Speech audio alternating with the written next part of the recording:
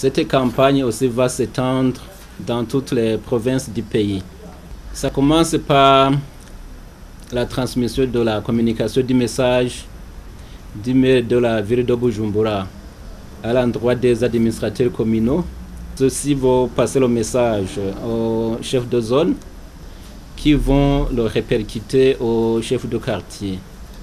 Et ce sont ces chefs de quartier ou chefs de colline qui vont faire ce travail d'enquête. Après l'enquête, on va collecter les données et ces contribuables informels vont être fiscalisés. Ils vont avoir un numéro d'identification fiscale. C'est un travail très capital et très important pour l'Aubert et pour le pays, aussi pour la mairie.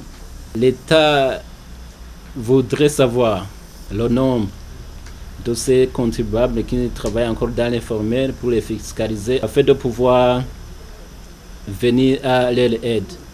Ces contribuables doivent impérativement sortir de l'informel pour être assistés. C'est notamment quand ils seront créés des associations.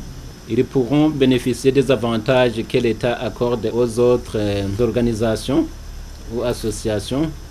Et de cette façon, ils pourront se développer. Ces contribuables informels ont un rôle très important aussi de la contribution de collecte de recettes fiscales dont le pays a besoin pour réaliser ses activités de développement. Son Excellence, le chef de l'État, le dit et le répète que toutes les activités de développement que vous voyez, la construction des routes, ça ne vient que des recettes collectées par l'Aubert. L'État voudrait donc que ces contribuables informels puissent aussi contribuer au développement du pays.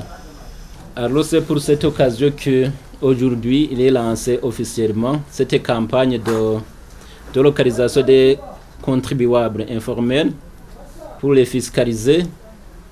Alors nous lançons un appel à la population aussi de répondre favorablement quand ils verront les chefs de quartier, les chefs de colline venir leur poser des questions, qu'ils répondent paisiblement. C'est pour leur bien et le bien du pays.